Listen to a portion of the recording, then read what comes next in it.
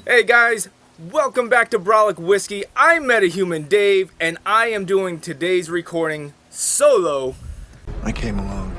We are kicking off this week's travel exclusive week, where we're both going to review travel exclusive whiskeys. This is the only small little sample size whiskey that I have. I don't believe there'd be enough for both Mike and myself to taste this one. So I am going to do this one solo. You guys might not know this, but I consider myself a bit of a loner. I tend to think of myself as a one-man wolf pack. But the rest of the videos this week will have both Mike and myself, possibly even my wife on one or two of the videos, depending on how the recordings go. But, guys, if you're a first-time watcher of Brolic Whiskey, we are the first channel to ever give you 3 different ways of tasting a whiskey, and we give a score for each way. So first things first, we're going to taste neat, give a score.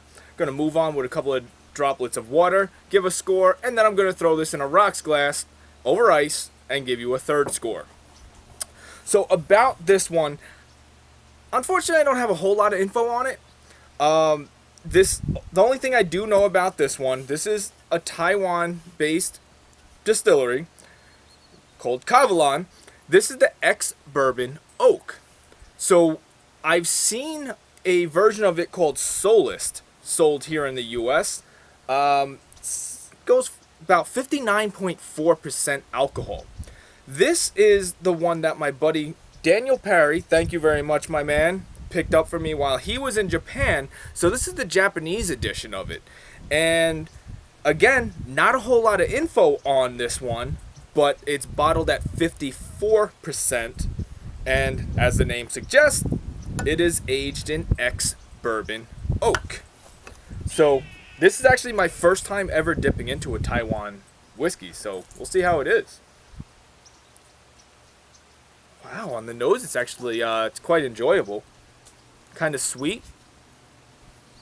Huh. It's honey, very honey based.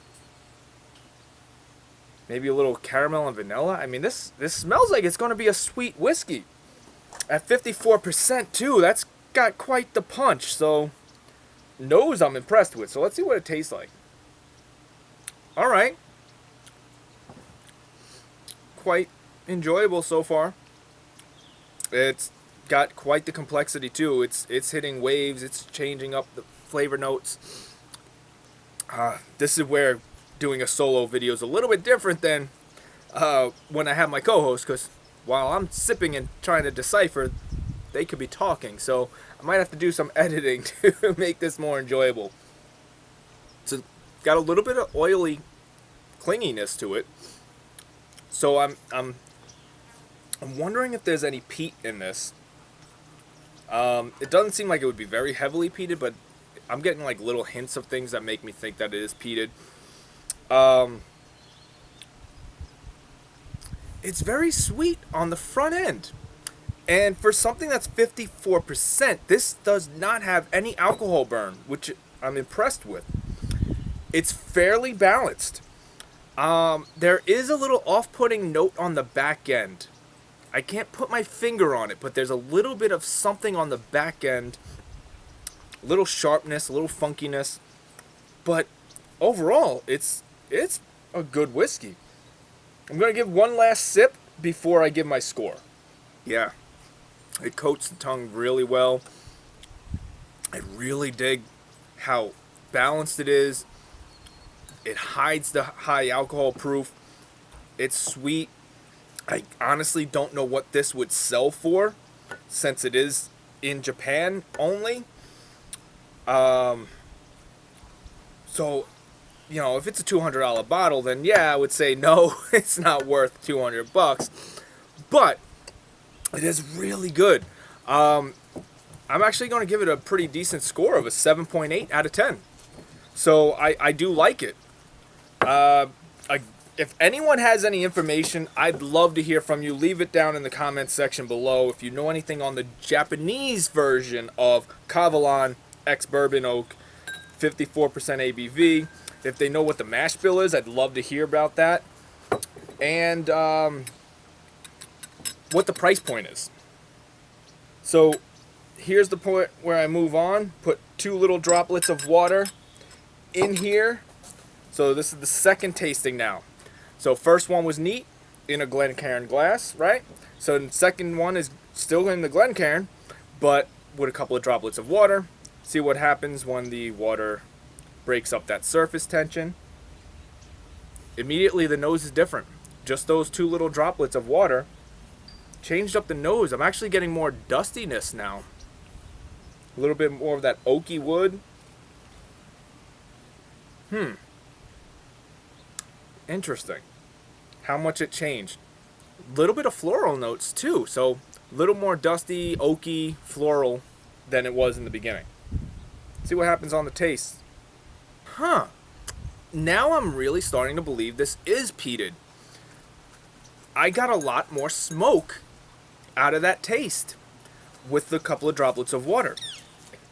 All I gotta say is I'm actually digging this.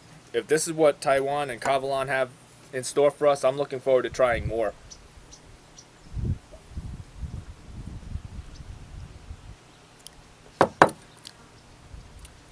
For my normal YouTube subscribers, you know this is something rare coming from me. I think I enjoy this more with a droplet of water than I did neat. I think I'm bumping this a little bit. I'm giving this an 8. An 8 out of 10. Last way that we're going to review this now is on ice in a rocks glass. If you haven't done so yet, please hit that little subscribe button and the bell icon so you don't miss out on any videos, especially this week since we are reviewing and uploading a video every single day this week, all travel exclusive whiskeys. So you don't want to miss out on any of the videos, so make sure you hit that bell icon. In a rocks glass, which is how most beginner whiskey drinkers will typically shoot for, you're not going to get much nose out of it because it doesn't have that tulip-shaped glass. It's going to let all those aromatics just dissipate into the air. So yeah, I'm not smelling much of anything. So that's to be expected in a rocks glass. Just for brevity of the video, I try to just swirl it really quick, let the ice cool it down as fast as possible, so you guys don't have to wait for me too long on the video. Okay, so here we go again. For the people who have been long-time subscribers of our channel will know, I typically don't like these whiskeys on ice. This is an example of why I don't like my whiskeys on ice. Something happened in this glass. Got a lot of funky tasting notes out of it.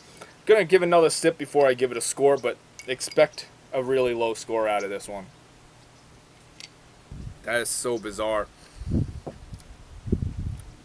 It really pulled out some off-putting flavor notes that are funky, even a little chemical-like.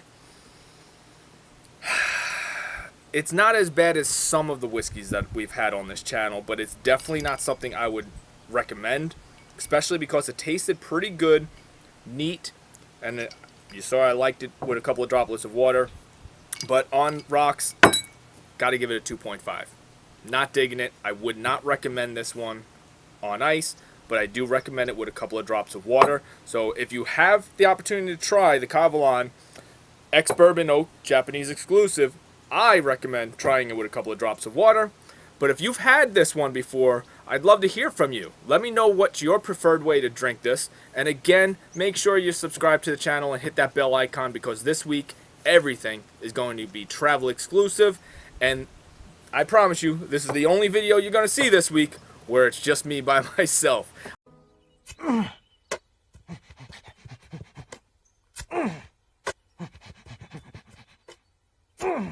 I will have my co-host with me for the future videos. Until that one, I will hopefully see you tomorrow. Take care. Cheers.